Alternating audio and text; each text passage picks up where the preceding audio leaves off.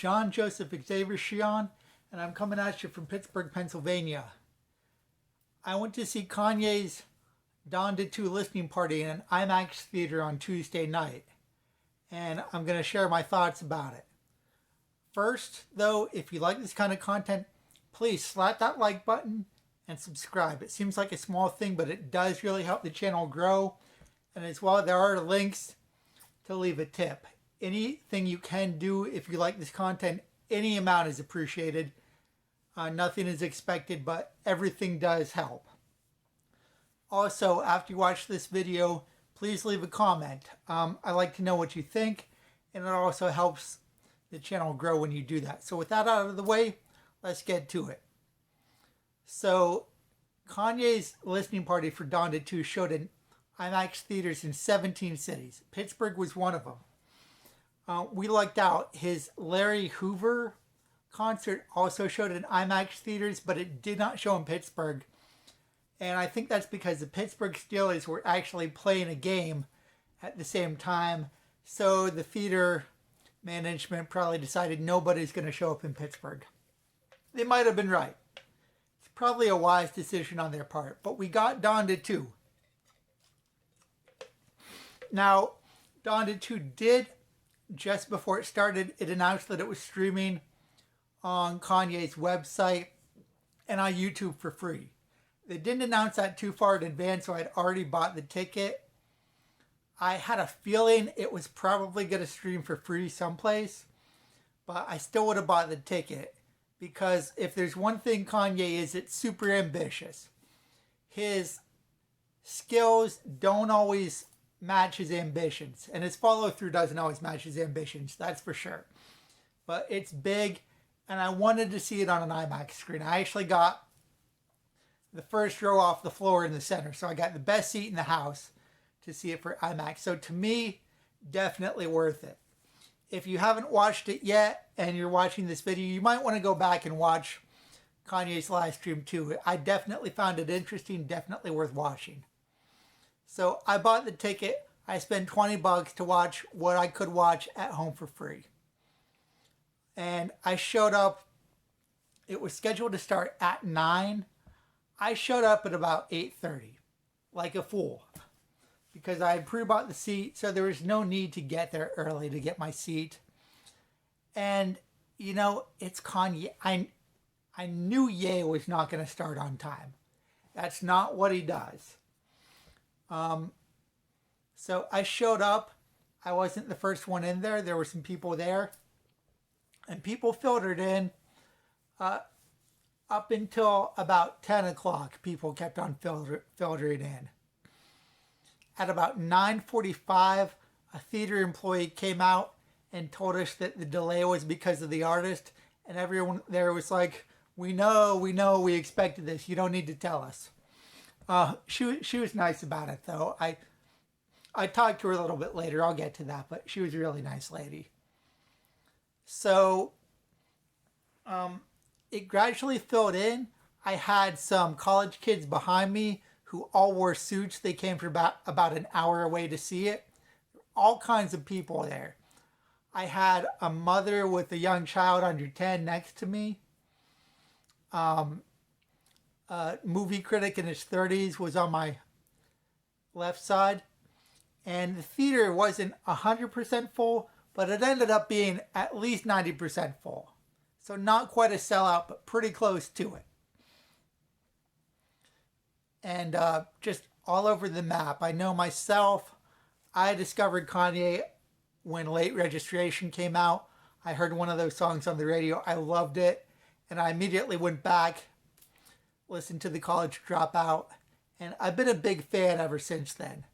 I haven't liked everything he does equally. There's definitely some stuff that is better than others.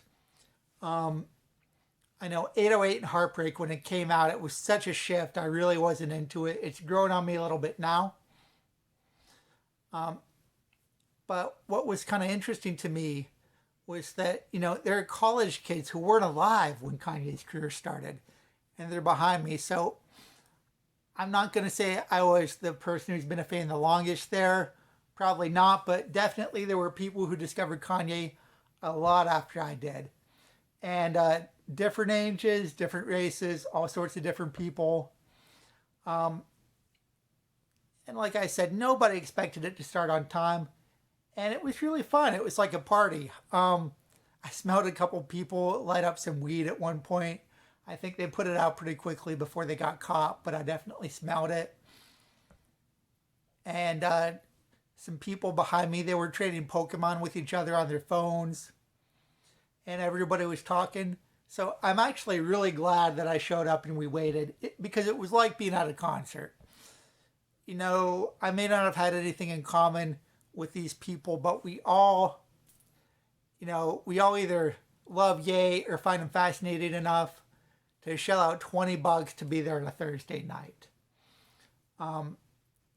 Now, it did start about 15 till 10, and a couple people left, so I was a little bit surprised about that. Not a bunch of people left. The woman with the small child next to me, she left before it started, and they're walking out. I'm kind of thinking, did you think he was going to start on time? Like 10:45 is actually maybe a little bit better than I expected, to be honest. I thought it'd be 2 hours. So I know when we were waiting, I walked out in the hall for a minute, and I think a guy thought I was a theater employee. He asked me if I knew what time it was going to start, and his friend was like, "Nah, that dude's wearing Yeezys. He's not a theater employee." And I just said to him, I was like, Ye's going to be Ye. If he started on time and everything went off without a hitch, I'd think he'd been killed and replaced by a clone or something. Like, I'd like him to start on time, but that's not who he is. And as I get older, I realize that with all people, you don't get to reject what you don't like and just take the parts of them that you like. You got to take the whole package. And with Ye, the whole package, it's erratic behavior. It's being late, for sure. Now, when it started, and again, if you haven't watched it, I would definitely go back and watch it. But me paying to see it in IMAX was totally justified because he's got the stage in Miami. It's got a pool of shallow water on it. It's got a life-size replica of the house he grew up in the middle of the pool of water. It's on fire. There's all these people in dark costumes just standing around kind of dancing, and the album's playing. It is intense to see. It is multi-million-dollar visuals on the screen. So that older theater employee that I talked to her afterwards, and number one, I did thank her and tell her that I really appreciated that Pittsburgh got Kanye's IMAX show, and that I knew that she was getting home later than she planned because it ran late, but I hope that she knew she was appreciated. And I think that helped, but it is a late night for the theater employees, so if you win, you want to be nice to them, because they are really signing up for sleep deprivation and getting home late. She said she wasn't a fan, but she said she didn't really know what to expect, but the visuals were on par with a multi-million-dollar movie, and I think she was just really blown away by the visuals and how weird and arty it is. And it definitely is. I mean, if you're a fan of Kanye, you know the dude is weird, the dude is arty, he loves ballet, he loves high fashion, and there's just all sorts of weird art influences on the screen. And also part of his genius is the album's not done yet. We all paid a bunch of money to listen to him work on the album. It's not even a final mix. How many artists can get you to pay to show up to see an album? I know other acts, other musicians have done IMAX concert films, but Kanye has a way of marketing himself and making his IMAX film seem essential. I'm a huge Rolling Stones fan. I've seen their IMAX films, but their films, aside from the one in Cuba was very, very interesting because it was about the circumstances in Cuba and what they had to go through to put the concert on. That was interesting. For the most part, though, they're just souvenirs. They're somewhat disposable. They'll come out with another one a couple years down the line. I love the Stones, but that's just the nature of what they are in this century. And Kanye, he demands that you pay attention to him. He wants attention paid to him, and he's pretty good at getting people to pay attention to him. He got me. So he makes it feel like it's essential to go to this watch party for an album that's not done. Some of the songs I heard were great. Some of them seemed a little bit unfinished. The visuals of his house on fire, him walking on water, that was interesting. So that kept my interest the whole way through.